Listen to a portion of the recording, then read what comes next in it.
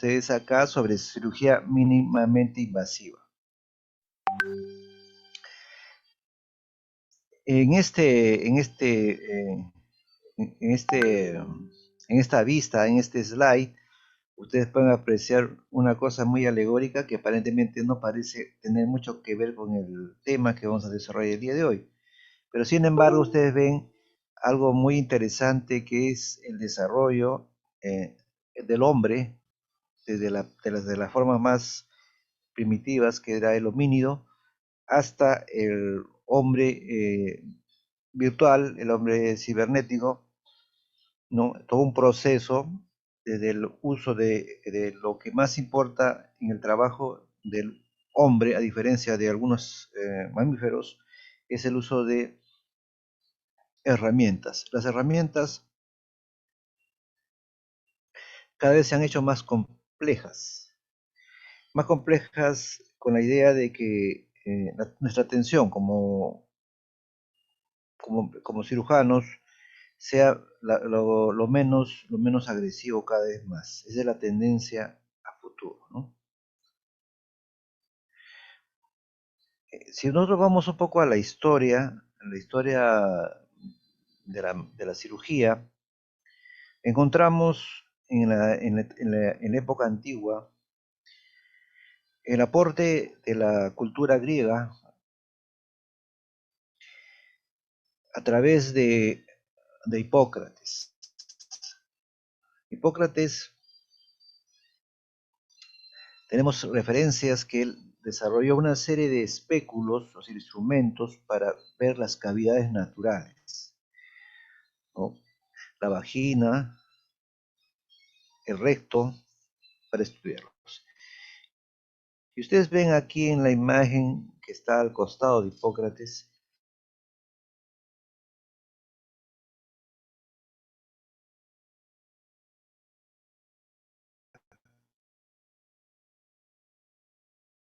tenemos acá otra vertiente, un poco más después,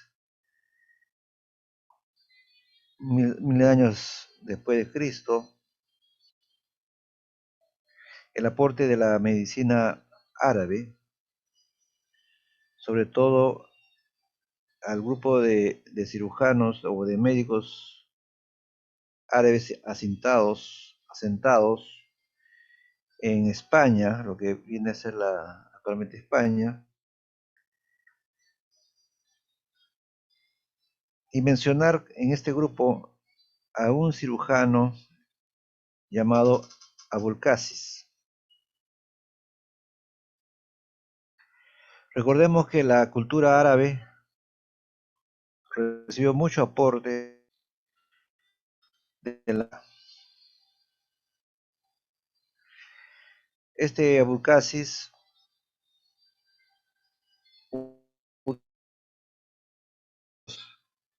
que permitían la refracción de la luz y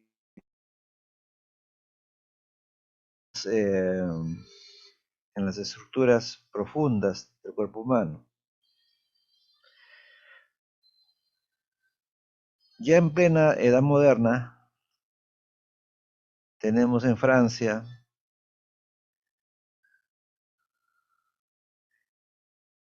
a Desarmaus, que perfeccionó una especie de linterna ideada por Chini. Recordemos que en esas épocas todavía no existía pues la luz eléctrica. Se podría complementar con la luz del sol o se podría usar las velas, ¿no? Que podrían iluminar las partes profundas o partes, uh, las partes, digamos,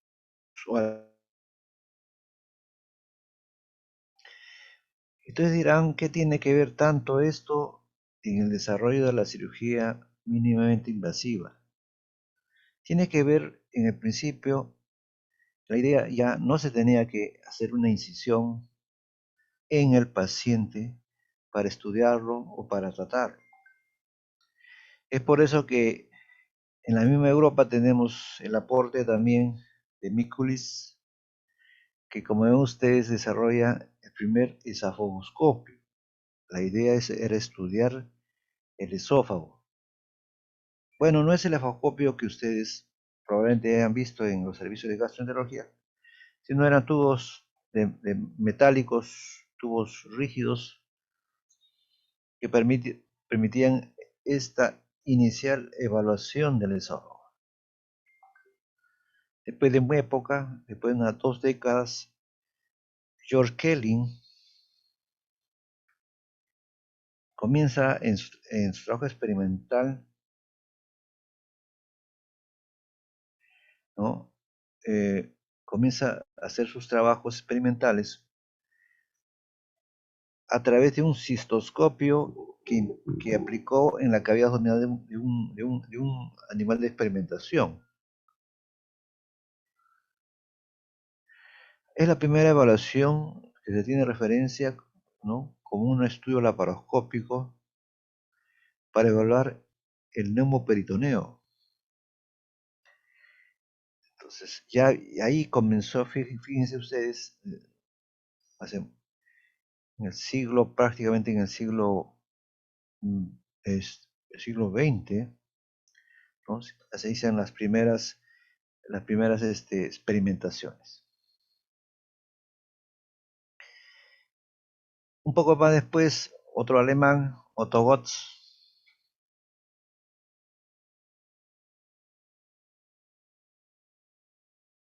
introduce una técnica para insuflar aire en la cavidad.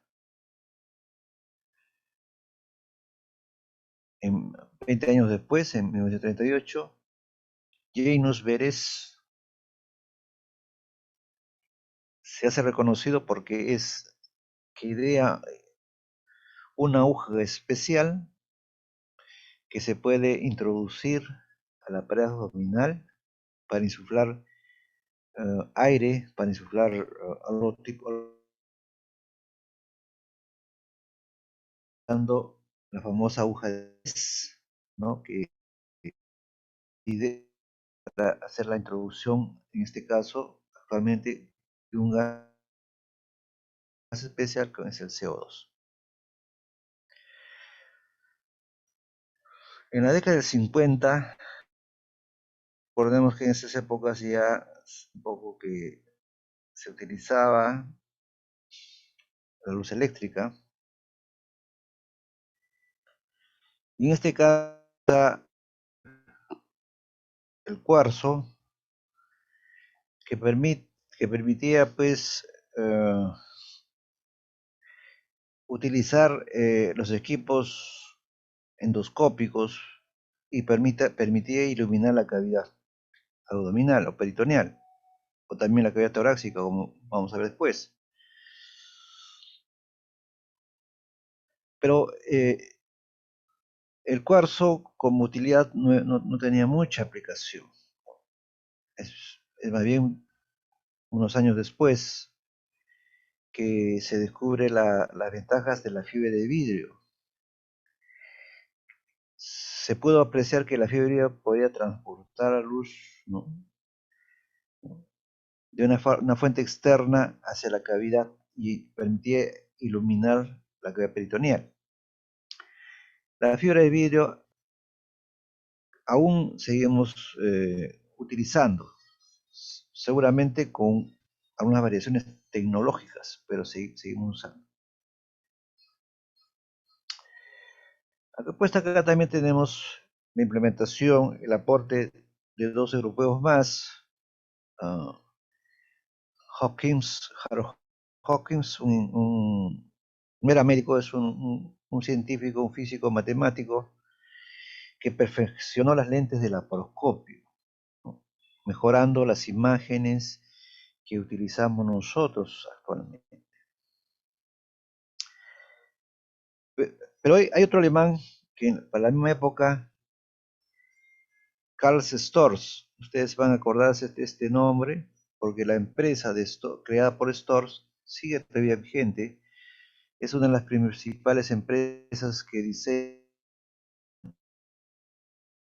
laparoscopios, tiene mucho que se ha implementado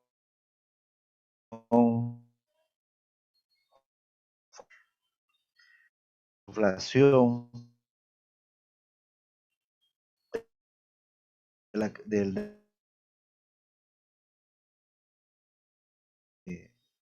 de flujo de CO2. Pero el gran aporte de él es que pudo ya no transmitir luz incandescente. Imagínense un foco que transmita la energía a la cavidad, pues producía el riesgo de quemaduras, el riesgo de evaporación, el aumento de la temperatura. Entonces, Karl Storz lo que hizo es crear un aparato que permitía transmitir la luz fría. Tiene grandes ventajas y evitando así los accidentes intraabdominales. Tema del cual que todavía seguimos utilizando, la luz fría. Acá tenemos otro alemán, es un alemán y médico, ginecólogo, Kurt Sem, que ideó lo que se llama el insuflador automático. Es un aparato, lo que hace es enviar volúmenes determinados de CO2 a la cavidad, ¿no?, a una temperatura adecuada y permitía pues el avance y el desarrollo de la cirugía laparoscópica. Pero no solamente él desarrolla este insuflador, sino también una serie de otros aditamentos, otros equipos que podían contribuir con la cirugía mínimamente invasiva. ¿De dónde viene la palabra laparoscopía?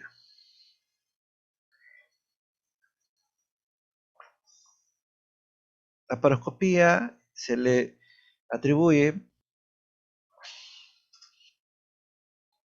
una palabra que viene del alemán, ¿no?, que significa mirar el abdomen, en este caso mirar la cavidad abdominal. Y ese término, el primero que lo usó fue un sueco, un cirujano sueco, Hans Christian Jacobaeus, y ahí lo ven en la foto. Ustedes ven a Jacobaeus haciendo una toracoscopía. Inicialmente lo hizo con animales en el laboratorio, para luego, como ustedes ven en la imagen de abajo, aplicarlo al ser humano, como se debe hacer, primero en el laboratorio y después en el ser humano. Otro alemán, no cirujano, es un alemán, pero ginecólogo, Erich, que reporta, como ustedes ven, en el año 1985, la sección laparoscópica de la vesícula biliar.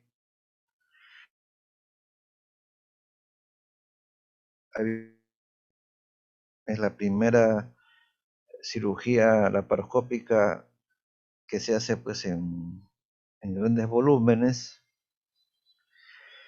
Y este ginecólogo ideó con ustedes este aparato.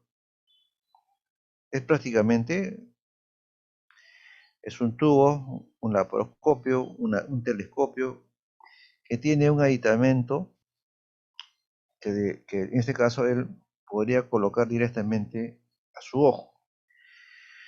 De tal forma que era una cirugía de él lo hacía, no podía tener probablemente mucha colaboración de los ayudantes porque ellos no podían ver lo que él estaba viendo. Y este equipo, este aparato que se llama Egaloscope, bueno, es una cosa inicial, pero muchas limitaciones, pues porque vamos a ver después. Y aquí estamos viendo más cirujano no, el ginecólogo, el urólogo, tenía que ver directamente, ¿no? Entonces limitaba eh, que el equipo, ¿no? El equipo de cirujanos o, o ginecólogos o de cualquier otra especialidad no participara directamente porque no estaban viendo el procedimiento.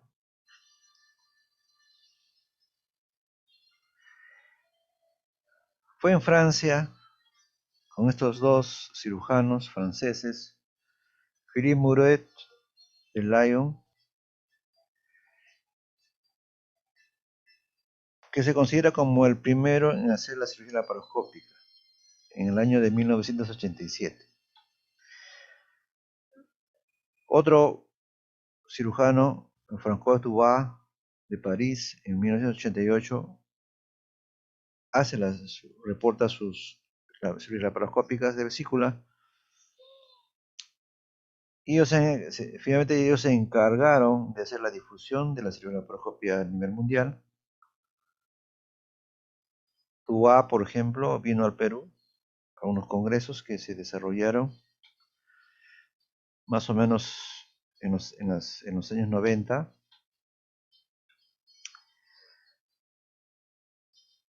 Ellos,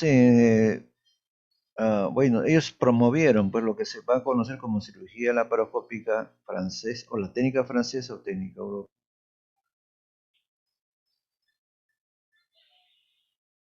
A diferencia, como vamos a ver también, ¿no? A diferencia de la otra escuela, la escuela americana, dicho de paso, los cirujanos americanos, norteamericanos en este caso, fueron a Francia a aprender la técnica. Después ellos replicaron aquí en territorio americano y posteriormente ellos hicieron una variación de la cirugía y lo que se conoce como la técnica americana. Muy bien, uno de los procedimientos es como peritoneo. Porque la cavidad peritoneal es una cavidad, como saben ustedes, una cavidad virtual, es decir, no existe una cavidad real. Se hace real la cavidad cuando un elemento externo, como puede ser sangre, puede ser los gases que salen de una perforación de una víscera, ¿no? Hacen real la cavidad. Pero en este caso estamos fabricando un, porque sirve los laparoscopios, las pinzas para poder dar el tratamiento o la cirugía de las vísceras. Entonces, ese se llama una,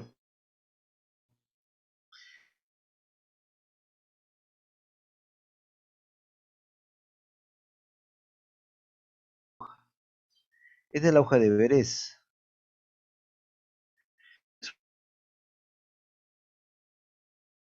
unos canales para que permita pasar, en este caso, el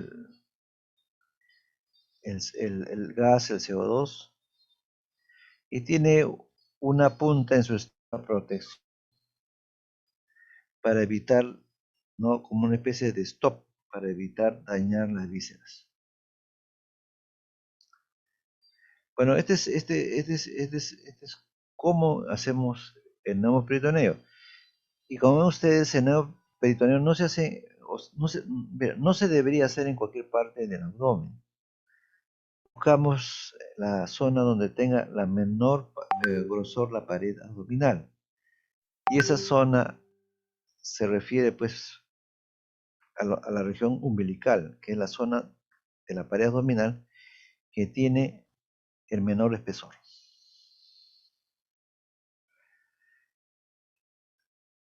Y el nuevo peritoneo, entendiendo que se coloca a nivel de la incisión que se hace en el ombligo, entra pues a ciegas. Uno no ve lo que está haciendo, ¿no? Sino uno ya con la experiencia siente los diferentes presiones o resistencias que hace la pared cuando atravesamos la fascia, el músculo y el peritoneo. Y el problema es la región umbilical, pues que está cerca a esta arteria, la arteria aorta, y justo cuando se divide en arterias ilíacas comunes, derecha e izquierda. Entonces, en este gráfico lo que nos está diciendo que nosotros debemos tener, o cuando uno va a hacer el neumoperitoneo, tiene que tener presente que si lo hacemos muy perpendicular, ¿no? Tenemos el riesgo de lesionar, como ven ustedes, la arteria aorta, ¿no? Es una lesión bastante grave. Y acá tenemos otra imagen donde debemos colocar las pinzas o los trócares para hacer la cirugía. Habitualmente se puede colocar, como ustedes ven, en la línea media, de la región suprapúbica hasta la región supraumbilical. En la parte lateral, ¿no? Por fuera de los bordes de los músculos rectos, pero no tan alejados porque ahí tenemos la presencia de dos arterias. La arteria superficial, epigástica superficial, y la arteria circunfleja ilíaca circunfleja superficial. Como saben, estas dos arterias discurren por ahí.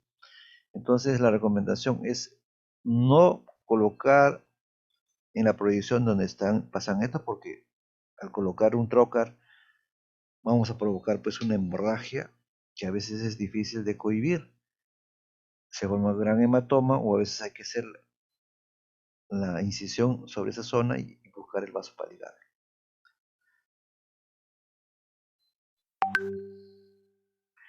Muy bien, entonces, ¿cómo se hace el acceso laparoscópico? ¿No? Hemos dicho, buscamos la zona preferible para comenzar con esta aguja de Veres a nivel umbilical, ¿no? Entonces, cuando insuflamos, ¿no? Eh, vamos a hacer unas maniobras para estar seguros de donde estemos, no vayamos a lesionar, ¿no? A una víscera. Para eso elevamos, ya al paciente anestesiado con anestesia general, llevamos un poco la pared hacia afuera, un poco para ver pues si está adherida, hay alguna cicatriz o una adherencia ahí que impida que se mueva con facilidad.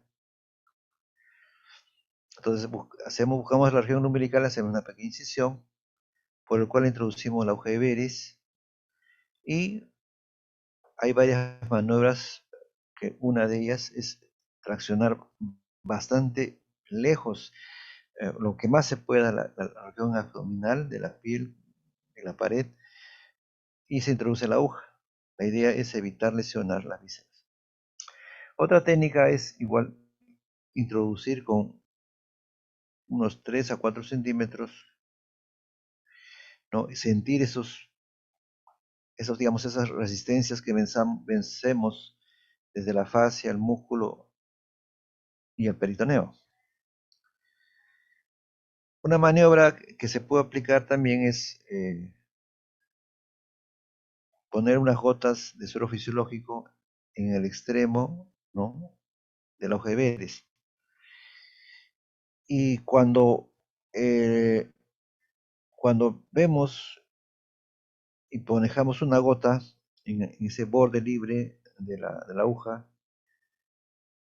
vemos cómo al introducir la agujita, esa gota se mete con facilidad a la cavidad, porque la cavidad abdominal tiene una presión negativa, y eso me está indicando, ¿no? Que estoy en cavidad.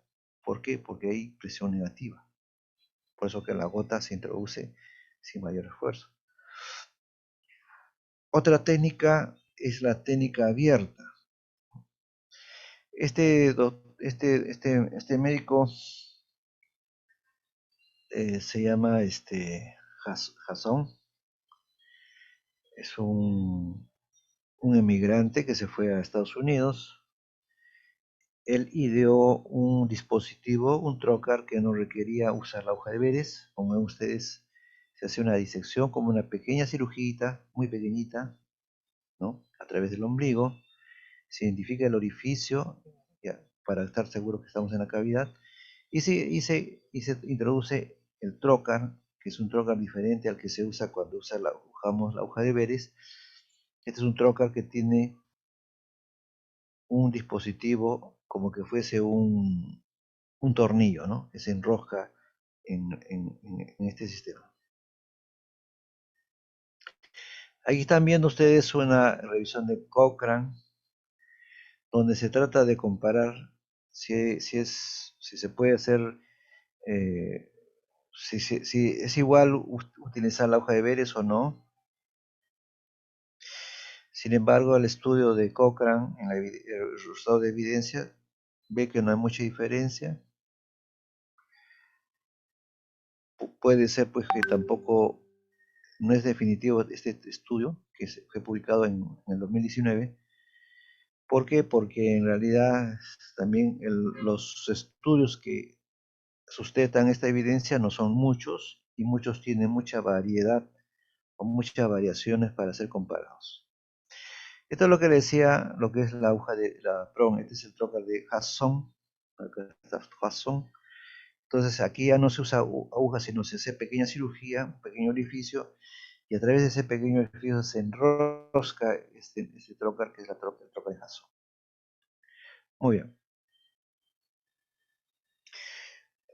El hecho de insuflar un gas, en este caso, ¿no? El CO2, el que usamos actualmente, pero recordar, pues antes se usaba el aire, antes se usaba oxígeno, antes se usaban óxido nitroso. Pero el más indicado, por ser más fisiológico, es el CO2, el anhídrido carbónico que usamos, ¿no? En nuestros pacientes. Entonces decimos que necesitamos crear un nuevo peritoneo para separar la pared de las vísceras, para poder hacer la intervención. Y la presión que debe mantenerse no debe ser más de 20 milímetros de mercurio. Porque si aumentamos la presión a más de 20 milímetros de mercurio, va a haber un colapso vascular, ¿no? La presión es tan fuerte, tan elevada, que comprime a la vena cava inferior y de ahí también a la aorta abdominal, provocando pues una disminución del gasto cardíaco. Ideal, ideal es no tener una presión de 15 milímetros de mercurio. Ese es lo ideal para hacer una cirugía. 15 milímetros de mercurio es una presión adecuada para evitar complicaciones en nuestro paciente. Ustedes van a ver que hay estudios actualmente que dicen, bueno, la presión ideal es de 12 milímetros de mercurio para evitar que el paciente presente posteriormente, pues, como una secuela, dolor abdominal.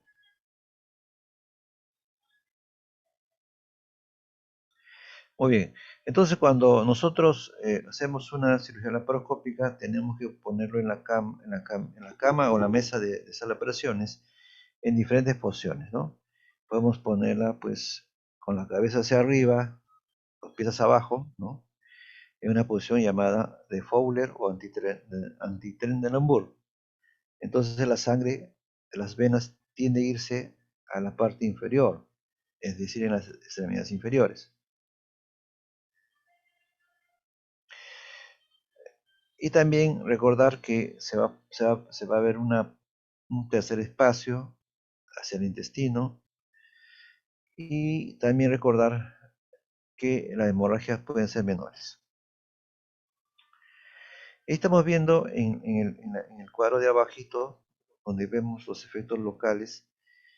En los efectos locales va a haber distensión peritoneal debido a una reacción vagal, va a haber elevación del diafragma,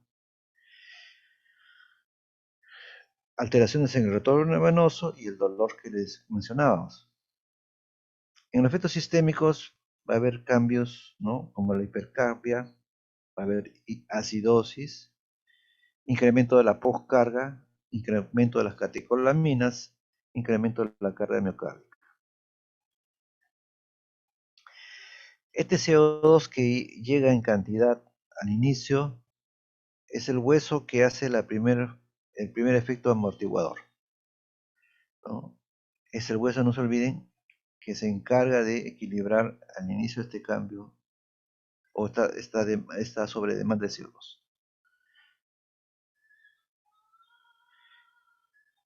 Y acá tenemos una especie de rombo, que es una especie de llamada triangulación, que lo que nos dice que el cirujano, para que haga la intervención, requiere de la orientación adecuada de los trócares, que formen, como ven ustedes, como triángulos, como en este caso como rombos, en la parte del medio del telescopio o laparoscopio, a los lados las pinzas que maneja el cirujano y una cuarto trócar sirve para que el ayudante haga la presentación de la víscera que va a operar o que está operando el cirujano. Entonces, esta disposición es básica, ¿no? Van a ver que es importante para muchas de las cirugías laparoscópicas. Muy bien, así como hemos hablado, también hay una equipación, ¿no? Equipos. Este es un equipo, es una torre llamada laparoscópica donde tiene, como vemos, varias repisas, varios niveles para colocar los diferentes instrumentos que requiere el laparoscopio. Ahí tenemos, por ejemplo, en la parte superior es el monitor o video, generalmente de alta resolución.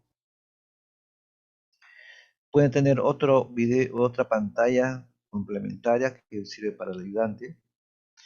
También acá vemos lo que viene a ser el insuflador, ese aparato que les recordaba, que envía volúmenes de flujo determinados de CO2.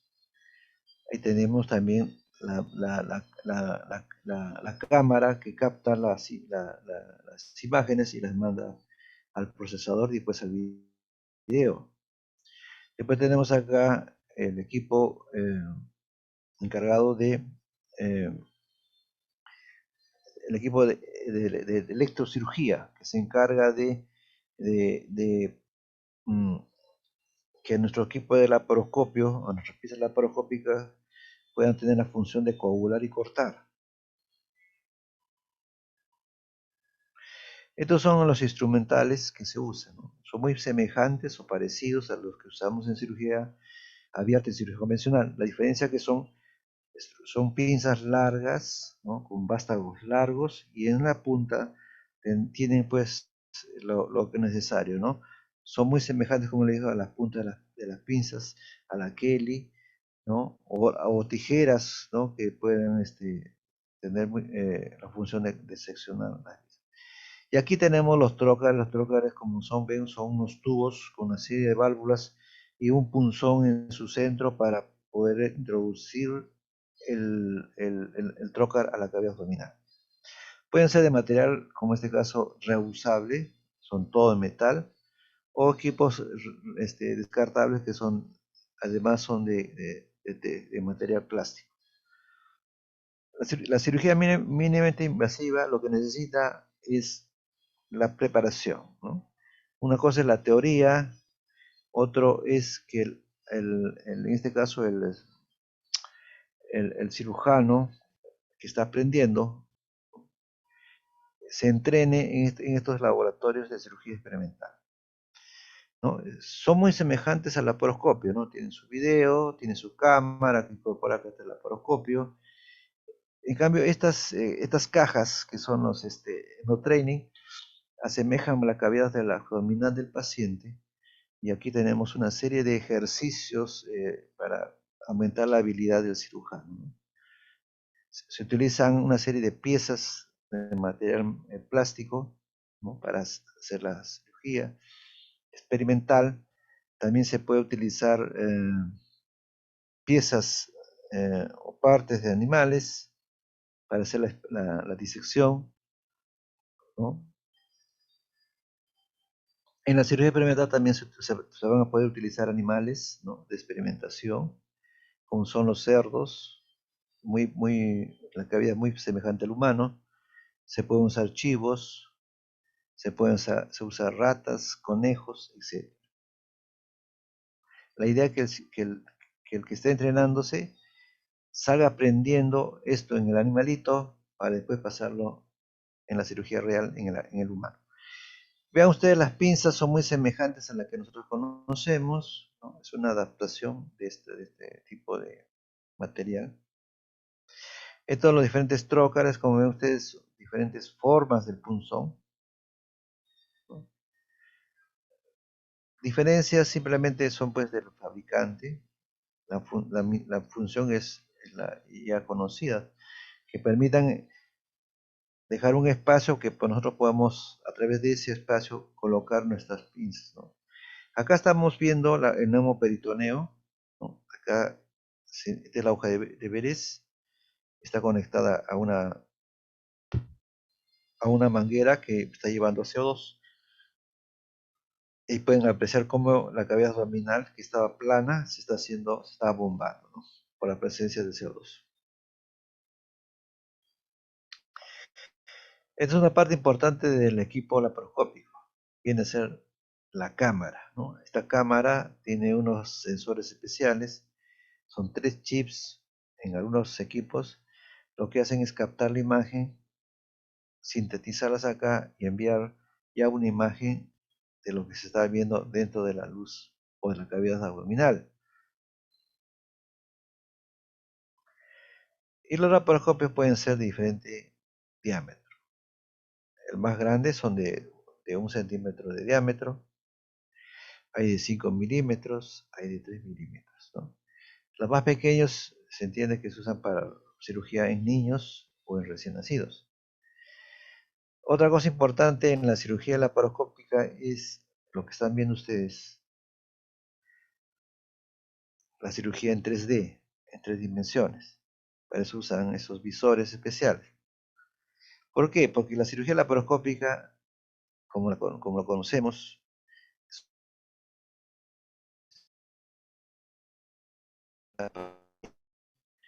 pero con la 3D y sensación de espesor, es otro dato más que usa. En realidad, eh, lo que operamos sin estos visores de 3D, nuestro cerebro adapta la imagen dimensiones y entendemos que les hace que nos idea del espesor. Sin embargo, como comprenderán, no es como ustedes vieran un órgano directo, ¿no? Porque acá el laparoscopio nos permite ver en 2 dimensiones. Bueno, en cuanto a la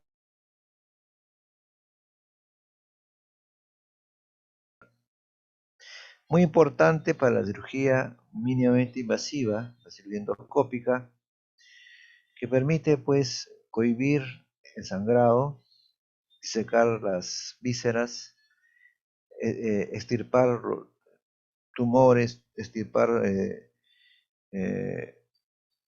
todo aquello que quisiéramos retirar.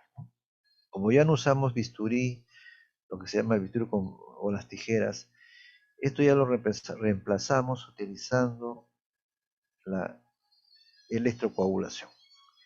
Y esta electrocoagulación se hace a través de este equipo llamado electrocirugía. Y recordar que lo que vemos en la imagen en la laparoscopio son 20 veces el tamaño real. De tal forma que la disección lo hacemos con mucho más detalle que lo hubiéramos hecho a simple vista. En la línea, en la energía electromecánica tenemos, ¿no? En la electrocirugía tenemos el monopolar, el bipolar y el equipo láser. En el equipo monopolar, como ustedes, es un quema, digamos, la zona que queremos coagular, pero además a su alrededor también afecta la energía, así se disipa la energía y puede quemar las zonas vecinas. Por eso la ventaja del bipolar. El bipolar se autolimita en la zona donde nosotros estemos haciendo la coagulación. En cambio, el equipo láser es alternativa, pues usa fotones de ondas diferentes, bueno, que tienen algún tipo de uso en específico, pero no, el uso habitual es con el monopolar y a veces el bipolar en cirugía mínimamente invasiva. La energía mecánica, ¿no? Si queremos coagular o seccionar un vaso, usamos el equipo bipolar o el equipo monopolar. Pero si queremos, digamos, son vasos grandes, podemos colocar grapas, suturas, ¿no? Cortamos con la energía ultrasónica. Si ya no corta, no quema, no coagula con el calor que se genera por la electricidad, sino aquí se produce una coagulación y una digestión utilizando el ultrasonido.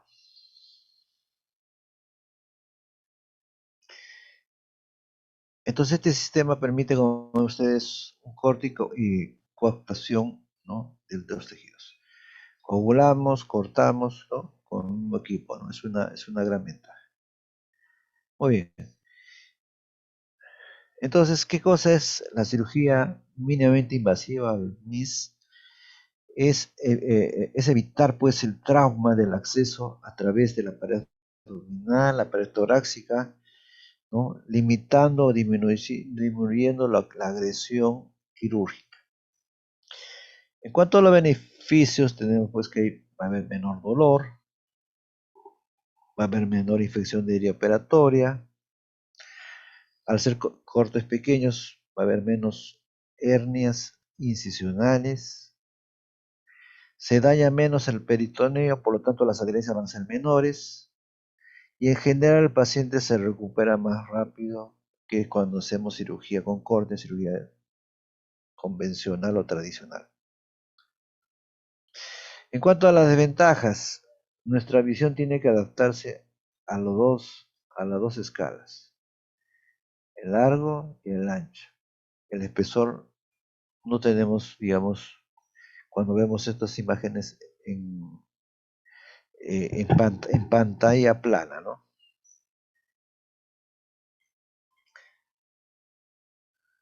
Muy bien, ¿cuáles son los procedimientos, ¿no?, laparoscópicos? Se van a dividir en básicos y avanzados. Básicos en el sentido que son cirugías, ¿no?, que requieren menos complejidad, tienen unos pasos ya precisos, tiene instrumental básico que sirve para tener estos tipos de cirugía, como son las apendicectomías, las colecistectomías o las cirugías de hernia.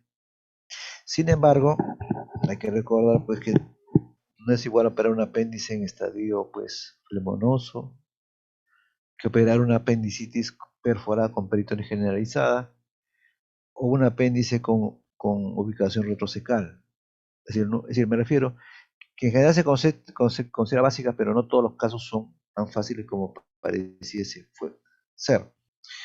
Muy bien, en cuanto a la cirugía avanzada, son las cirugías más complejas que ven patología de estómago, patología de esófago, patología de vías biliares, de colon, vaso, suprarrenal, riñón, hígado.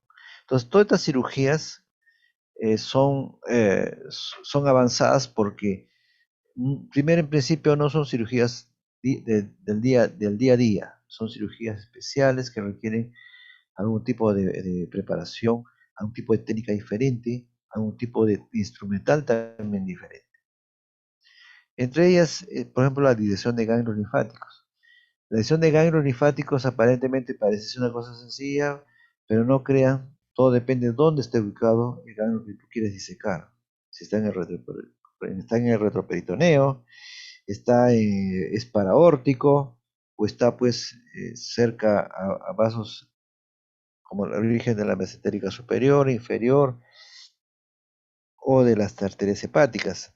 Depende de dónde ustedes van a querer considerar para que se considere pues una cirugía avanzada. En cuanto a la posición del paciente, como he dicho, dependerá de lo que ustedes van a realizar, ¿no? Si es una cirugía de hernia inguinal, por ejemplo, del lado derecho, el cirujano opera del lado contrario, se pone del lado izquierdo. Y por lo tanto el ayudante a veces tiene que estar sobre la cabecera del paciente. En la técnica de vesícula, en la técnica, digamos, laparoscópica, técnica americana, el paciente está echado en decúbito dorsal con las piernas juntas. El cirujano opera del lado izquierdo. En cambio, en la técnica francesa o técnica europea, al paciente primero se le coloca con las piernas separadas y el cirujano opera entre las piernas del paciente. Esa es la técnica francesa. Muy bien, pero no solamente entramos a la cavidad abdominal, ahora van a ver que ustedes se puede entrar a otros espacios, por ejemplo, lo que se llama la cirugía subcutánea o extraperitoneal. Por ejemplo, si yo quiero tratar una cirugía de hernia, por ejemplo, ¿no? Me conviene entrar al espacio preperitoneal y para ello utilizamos un trocar, ¿no? Con un dispositivo en la punta que se llama el globo, un globo disector. Se infla el globito que viene en el extremo del trocar y lo que hace es disecar para entrar al espacio preperitoneal, a la pared posterior de la región inguinal para poder reparar la hernia, ¿no? Entonces acá se infló y se pone, como ves, ahí se adiciona una especie de dispositivo que atrapa el nemo peritoneo en este campo.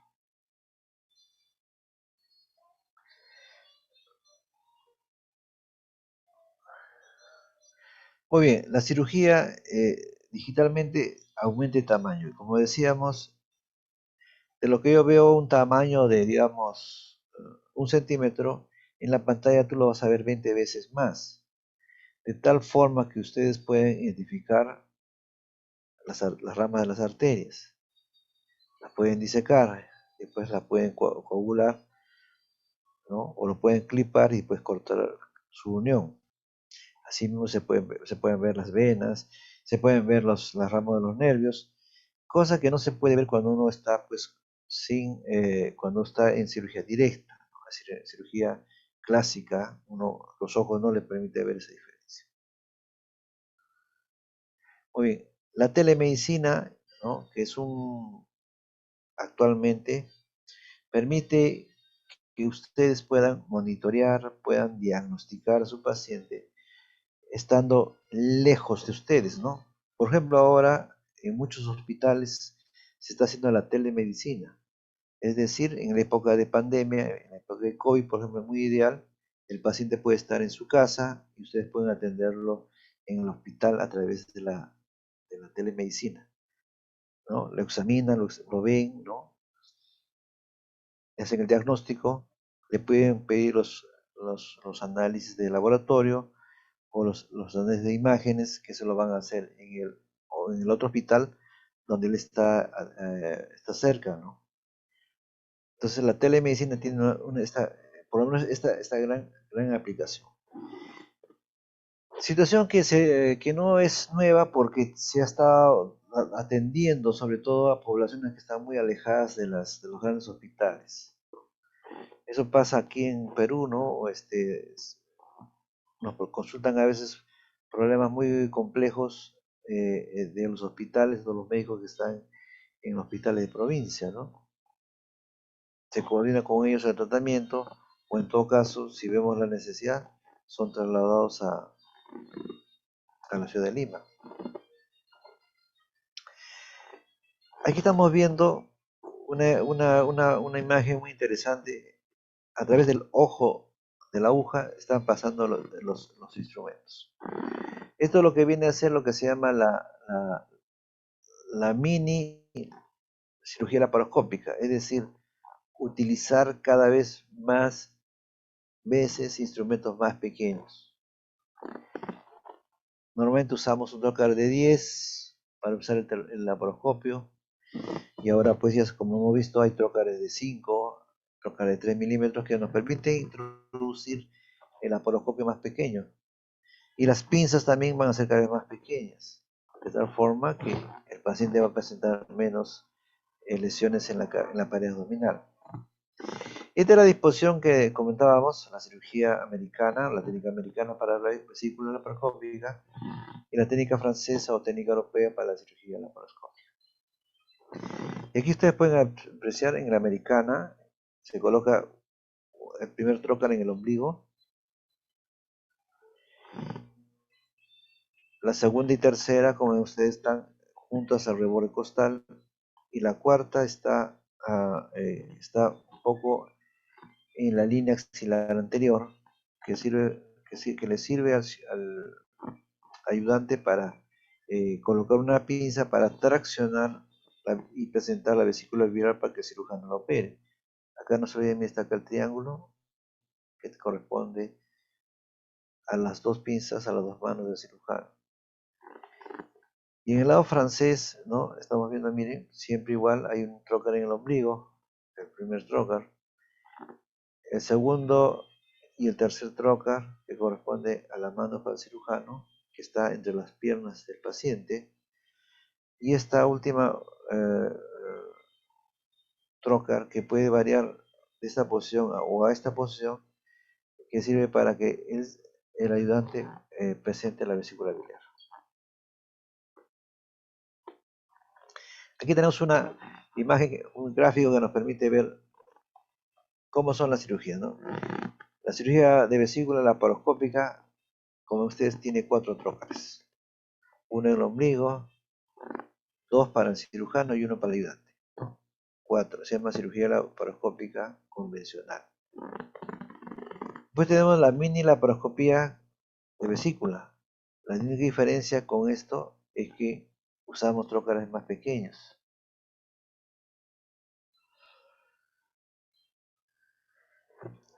Y finalmente lo que tenemos acá, el single port, significa el puerto único, es decir, un solo corte, porque claro, es un poco más grande que estos, para colocar a través de esta incisión el trócar con la cámara y las dos pinzas que usa el cirujano para disecar la vesícula biliar. Oye, la cirugía endoscópica transiluminal por orificios naturales es un acceso a la cavidad abdominal, pero utilizando los orificios naturales. ¿Cuáles son esos orificios naturales? Como estamos viendo acá, ¿no? La voz por vía oral, boca, por el recto o la vagina. Entonces, ¿cuándo uso esta cirugía? Cuando no quiero dejar pues incisiones en la pared abdominal. Entonces, como ven ustedes acá está el útero, a través de la vagina se ha hecho una incisión en la cúpula vaginal y se está introduciendo este tubo que es el laparoscopio, perdón, este es el trocar, este es el trocar, y por el trocar vamos a ingresar pinzas, laparoscopios y otras cosas más.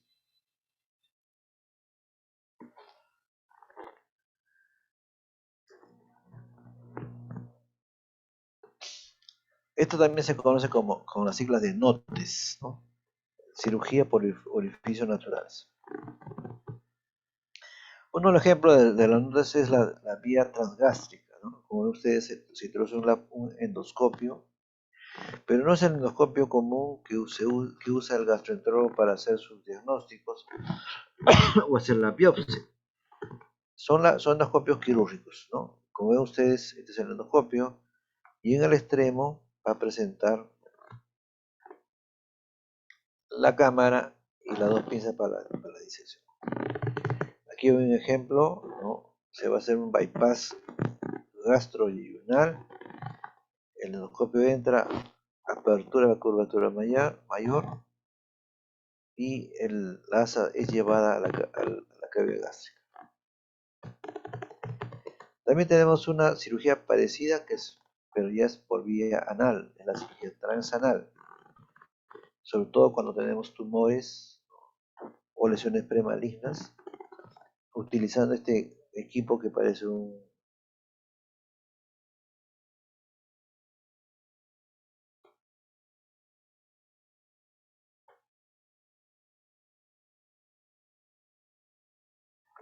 Muy bien, entonces como vemos acá, aquí consiste en que la cirugía ya, se usa la cavidad anal rectal y como se introduce acá un equipo incluyendo varias pinzas laparoscópicas, la idea es resecar el tumor que está ahí y suturar la pared después. Esta es una técnica, la técnica TAMIS, ¿no? A diferencia de esta es la técnica, ¿no? Ideada por Stores. En cambio, esta técnica, la del puerto único, están partiendo. Bueno, aquí lo que pasa es hacer la cirugía, ¿no? Como ven ustedes, ¿no? A través de la parte. Entonces, evitando pues que el paciente haga pues una evolución, digamos, ¿no? Si hubiéramos hecho una cirugía abdominal y todo, probablemente el paciente tendría más tiempo de comorbilidad, más tiempo de reposo. Entonces acá, con la cirugía a través de la vía transanal, se evita todo eso. El paciente de pronto tiene una recuperación más pronta. Después tenemos otro aspecto que se llama la cirugía endoscópica. Para esto se utiliza, como vemos, el endoscopio, pero tiene que ser un endoscopio que permita hacer unos procedimientos, como son, por ejemplo, la calasia, ¿no? A través de este endoscopio se va a seccionar la capa muscular circular para evitar digamos, el esfínter perdón, la contracción inadecuada y que impida, digamos, la libre digestión de los alimentos. Y acá tenemos, por ejemplo, una serie de aditamentos que permiten, por ejemplo, acá no solamente tomar las biopsias, hacer la cirugía, sino, como ven ustedes, tiene una especie de aditamentos que van a cohibir el sangrado, ¿no? Y acá también tenemos la cirugía robótica, ¿no? La cirugía robótica es lo que parece que, en cierta forma, va a reemplazar lo que es la cirugía laparoscópica. Aquí, como ven ustedes, el paciente está en la sala de operaciones, al cual se agregan estos brazos robóticos que tienen en su extremo unas pinzas ya definidas o se pueden cambiar, pero ya están definidas ahí en el acto operatorio. Aquí tenemos alrededor una serie de técnicos que ayudan a ubicar, ¿no? Y enfermeras que ayudan a ubicar los brazos robóticos. Y por otro lado, en otro ambiente o cerca a la mesa de operaciones, está el cirujano en esta consola, ¿no? Esta es la consola, el cirujano entra ahí, puede ver en 3D la cirugía, y la gran ventaja de este equipo es que uno tiene, como ven ustedes, una especie de pinzas muy especiales que evitan el temblor natural que tenemos todos, en diferente grado, creo está, y permite o rompe, digamos, la limitante anatómica, es decir, la ergonomía de la mano. Entonces, con este equipo, el robot puede girar en 360 grados, hacer la inversión normal. ¿Por qué? Porque así está distraído. En cambio, el humano no podría hacer eso, ¿no? Y la robótica tiene pues ventajas, como ven, el paciente se recupera más pronto, comparando con la cirugía laparoscópica. La única gran diferencia, pues, son, ¿no? En el Perú no tenemos todavía el robot. En otros países, Argentina, Chile, Brasil, México, y hay robots, ¿no? Pero estos robots no son autónomos, ¿no? Lo que quiero concluir, no son autónomos, sino son dirigidos, ¿no? por el cirujano, ¿no? Toda la cirugía robótica también tiene una implicancia en la guerra, por ejemplo. Entonces, se ponía el robot, pero el equipo quirúrgico, los cirujanos, estaban pues en otra parte muy lejos, y a través de la vía del internet, podrían operar un paciente que está delicado. Esa es una cosa que se ha hecho. En la vida civil, en Marescaux, un cirujano francés se encontraba en Nueva York y a través de la fibra óptica del internet, eh, mandaba los comandos al robot y en Europa, en Francia, se llegaba a operar un paciente, ¿no? Entonces, esto que estamos hablando en la vida civil también se quiso implementar en la cirugía de guerra, ¿no? Bueno, finalmente lo que decíamos, ¿no?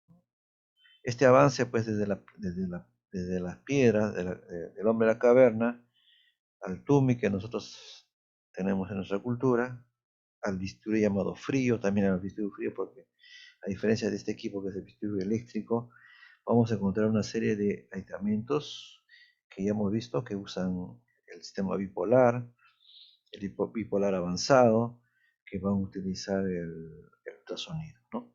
Para hacer la coagulación y la sección o disección de los órganos.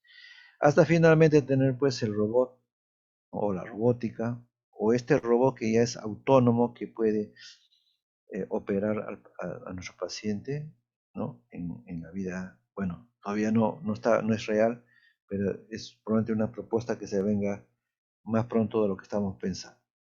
Muy bien, si tuviesen una pregunta, algún comentario.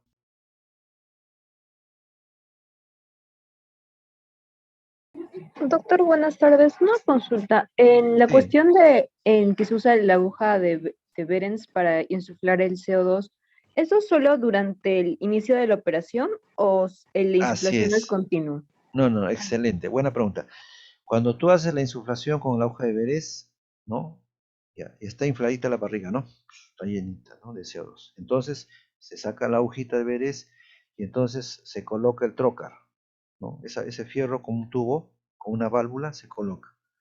Y se saca el punzón del trócar y se mete el laparoscopio y vemos toda la cavidad abdominal.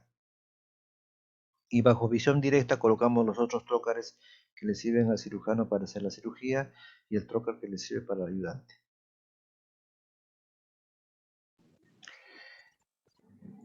Y doctor, en caso de que, por ejemplo, se haya insuflado cierta cantidad de CO2, pero la operación, o sea, demore más de lo que en teoría debía demorar, ¿se saca un trocar y se insufla de nuevo o por el mismo trocar? No, bueno, buena pregunta porque esto, bueno, es interesante.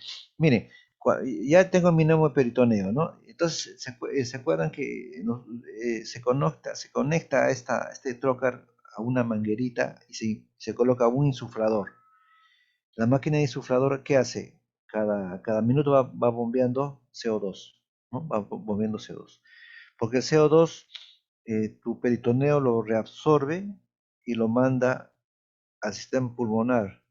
Y ustedes cuando el paciente está bajo anestesia, va eliminando el CO2 que está sobrecargado, ¿no? Por eso que el paciente se le pone un capnógrafo que mide la cantidad de CO2 en sangre. Y si el anestesiólogo ve que el capnógrafo está, así, la cantidad de CO2 está muy elevada, entonces hace lo que se llama la oxigenación para que elimine el CO2. ¿Ya? Entonces, eso hace. Entonces, quiere decir que hago mi insuflación en la primera y lo coloco a un aparato llamado el insuflador que va bombeando el CO2, ¿no? A una velocidad determinada. ¿Para qué? Para que mantenga la presión de 12 o 15 miligramos de mercurio. ¿Ya? Entonces, no quiere decir que se deja CO2 y queda, no. Ese CO2 es reabsorbido y es eliminado por los pulmones al exterior. ¿Ya? Entonces, hay una máquina que se encarga de bombear CO2 a la voluntad que tú requieras, ¿no? Por ejemplo, hay cirugías que no se pierde mucho CO2, por ejemplo, una vesícula, no hay problema. Pero, por ejemplo, hay cirugías más grandes como la extirpación de colon, estómago, entonces la insuflación se hace automáticamente más frecuente. ¿Por qué? Porque la idea es que tú le dices a la máquina, tú me vas a mantener la presión de CO2 a tanto, a 12 o a 15 miligramos de mercurio. Si tú ves que está bajando porque estoy perdiendo CO2 porque abrí el trocar, saqué la pinza, etcétera, entonces tú bombeas más, ¿no? Esa es la función del insuflador. Y otra función del explorador es mantener una temperatura determinada, ¿no? Porque no te conviene, pues, enviarle, digamos, CO2 frío, digamos, ¿no? Entonces tú le mandas, a una presión y a una temperatura que tú le programas adecuadamente. Muy bien, ¿alguna pregunta más?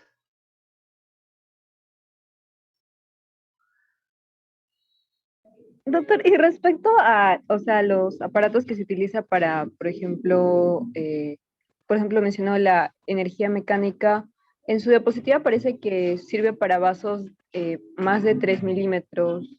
O sea, ¿y qué Sí, tipo de sí, sí. aparatos se usarían para así vasos más grandes o... Ya, excelente, buena pregunta. Porque, por ejemplo, si yo quiero, vamos a operar una vesícula, entonces lo que tengo que es cohibir el sangrado de la arteria cística, ¿no? Entonces, con los clips, con estos equipos mecánicos, van a botar unos clips de titanio y permite, digamos, cohibir el sangrado y puedes cortar entre las dos clips que tú has dejado, ¿no? Pero sí, ¿qué pasa si tienes que hacer una cirugía, pues, de hígado, una cirugía de colon, que los vasos ya son más grandes, más de 5 milímetros, a veces 7 milímetros, entonces puedes usar los mismos clips, ¿ya? Pero si quieres ahorrar tiempo, puedes utilizar los bipolares avanzados, hay diferentes marcas,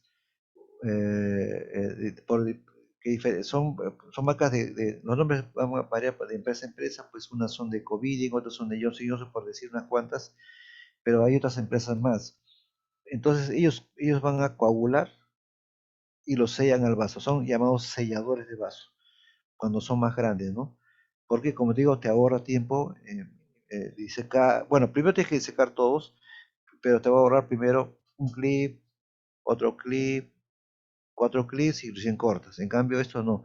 Si tu sellador de vaso está en buenas condiciones, está nuevo, digamos, tú disecas y se coaguló y se corta y bacán, ahorraste unos minutos en la disección y la sección del vaso. Este es el famoso Ligasure, ¿no? Ustedes van a escuchar de Ligasure, que es un sellador de vaso de una empresa que es Medtronic. Y después tienes el Ensil, por ejemplo, de la Johnson Johnson, que también tiene un aparato de opción muy parecida, ¿no? Después tienes también lo que se llama el bisturí armónico, que estos disecan y coagulan con ultrasonido, ¿no? Es decir, la diferencia entre uno y otro, tú vas a ver cuando usas estos bipolares, el humo, bota bastante humo, ¿no? Si es que vas a quemar mucho, mucho, mucho tiempo. Claro que está que eso tú lo vas a eliminar con el CO2, pues, ¿no? Lo abres el trocar y se bota al exterior. O si no usas en la ventaja con el ultrasonido, no bota humo, sino bota vapor de agua que hace menos, la visión no te altera mucho dentro de la cavidad abdominal. También quiero referirme a que cuando se forma este CO2, estos humos que salen después de una cirugía, ahora con la época del COVID, los trocas se van a conectar para que bote ese CO2 o ese humo que no nos deja ver bien el espacio peritoneal, lo conectamos a un sistema que lo lleva primero a un recipiente con hipoclorito que viene a ser la lejía para matar, entre comillas, al virus, y después por los sistemas es aspirado hacia el exterior, ¿no? Eso también ahora se está usando mucho para evitar que el equipo de cirujanos, el equipo de anestesiólogos se puedan contagiar con el COVID, ¿no? Muy bien. ¿Alguna otra pregunta?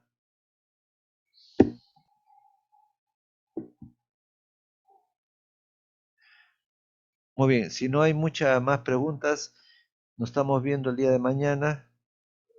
Suerte. Nos estamos viendo. Gracias, doctor.